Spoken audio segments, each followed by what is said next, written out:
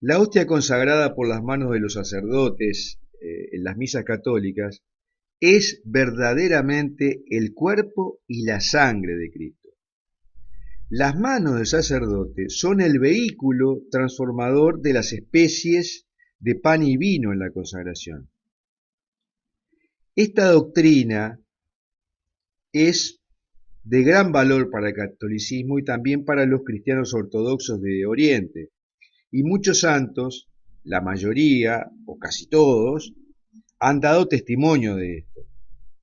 Sin embargo, las denominaciones que surgieron de la Reforma protestante tienen una comprensión diferente a la católica y la ortodoxa sobre la Eucaristía. Y esto lamentablemente ha permeado la Iglesia Católica luego del Concilio Vaticano II, cuando por el espíritu del concilio, no con respecto a la letra, se empezó a considerar la Eucaristía, que es el centro de la misa obviamente, como una cena, un banquete comunitario, un símbolo de la presencia de Cristo entre nosotros. Estos son errores doctrinales y herejías católicas. Porque la Eucaristía es realmente Cristo entre nosotros, no es algo sagrado solamente, no es una memoria de Cristo, es Cristo que se hace presente y se nos da para comer y beber.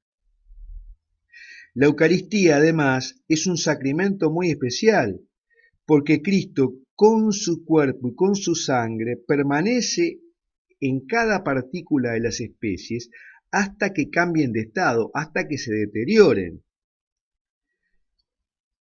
El pan y el vino, obviamente, la apariencia de pan y vino.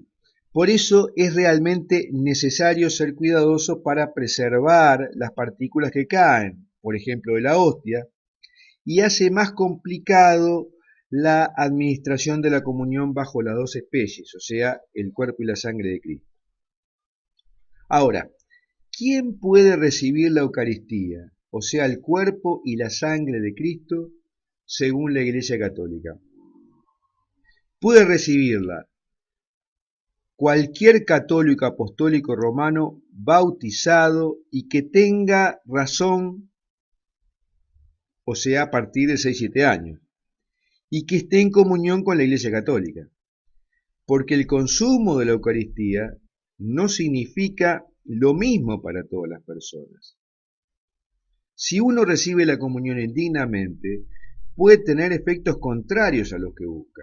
Por ejemplo, una persona que apoya el aborto y otras doctrinas contrarias a la Iglesia no está en comunión con la Iglesia, por lo tanto no puede recibir la comunión. Y por tanto, ahí se produce, con la falta de comunión, una pena latae sentencia, o sea, una excomunión sin necesidad de declaración por una autoridad de la Iglesia. Sin embargo, esto está en la práctica cuestionado por algunos sacerdotes, quienes le dan la comunión, por ejemplo, a parlamentarios que votan a favor del aborto.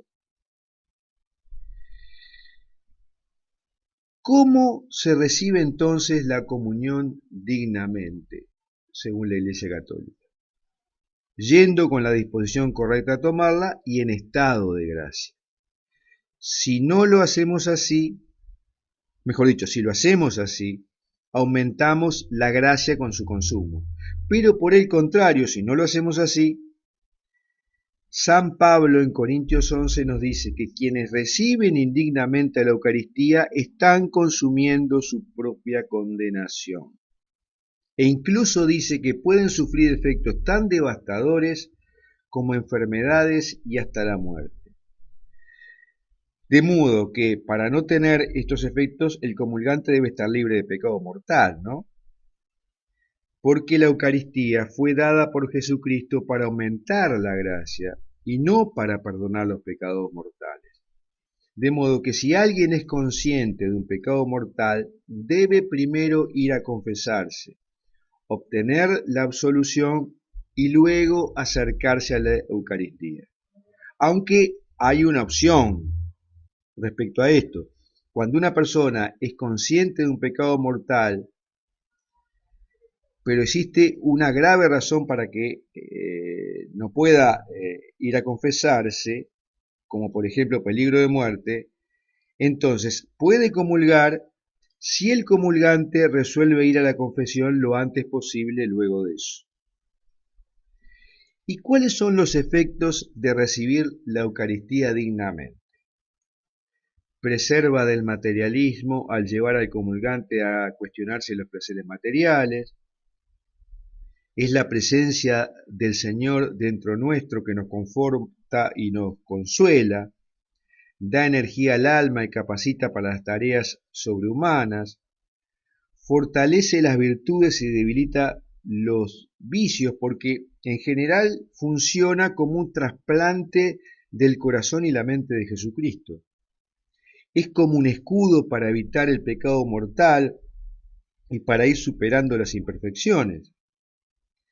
Y ayuda a llegar al cielo, porque en Juan 6:58 dice, es el pan bajado del cielo, el que coma de este pan vivirá para siempre. Por lo tanto, conserva del infierno al acercarnos al cielo y obviamente ayuda a la salvación. Borra también los pecados veniales y prepara para el martirio, al punto que, por ejemplo, el niño San José Sánchez del Río llevaba de contrabando en su cesta una Eucaristía para darse fuerzas para el martirio. También es un beneficio para aquellos a quienes el comulgante ofrece la Eucaristía, porque puede comulgar ofreciéndola a otras personas. También da sanación corporal y espiritual, y al respecto el Concilio de Trento dice que la Sagrada Comunión es un antídoto contra nuestra debilidad. Y Santa Faustina Kowalska relata que experimentó sanación física de problemas pulmonares que tenía una vez que recibió la Sagrada Comunión. ¿Cómo pide la Iglesia a los fieles que tomen la Eucaristía? Oficialmente la Iglesia pide a los fieles que tomen la Eucaristía al menos una vez al año, especialmente en Pascua, pero se está haciendo costumbre en muchos católicos comulgar con más frecuencia. En realidad vale la pena decir que recién a principios del siglo XX la Eucaristía se hizo frecuente, porque antes era mensual, por ejemplo, era todo un gran acontecimiento en el que los fieles se preparaban durante tiempo.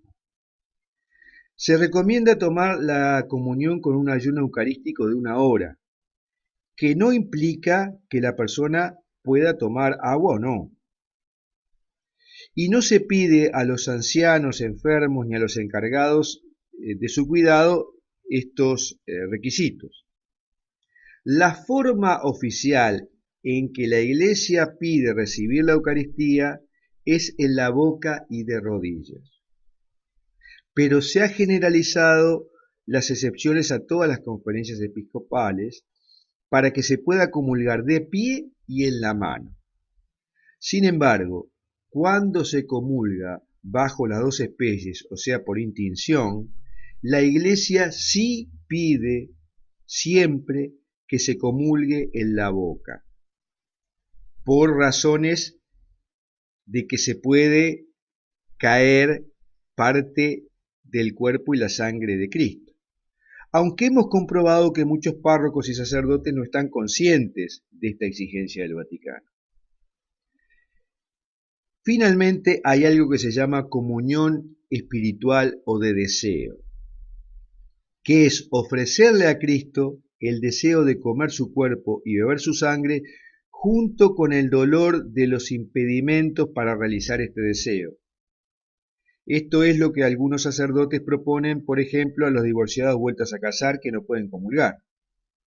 Sin embargo, esto fue muy discutido en el Sínodo de la Familia hace 2 años y no se llegó a una conclusión. Y ahora, a partir de todo esto, tengo una pregunta para ti. ¿Crees que a los divorciados vueltos a casar se les debe permitir comulgar o no? Me gustaría conocer tu opinión, porque hay una polémica respecto a esto. Por favor, escribe abajo lo que piensas y los comentarios, y también ahí escribe si tiene alguna duda.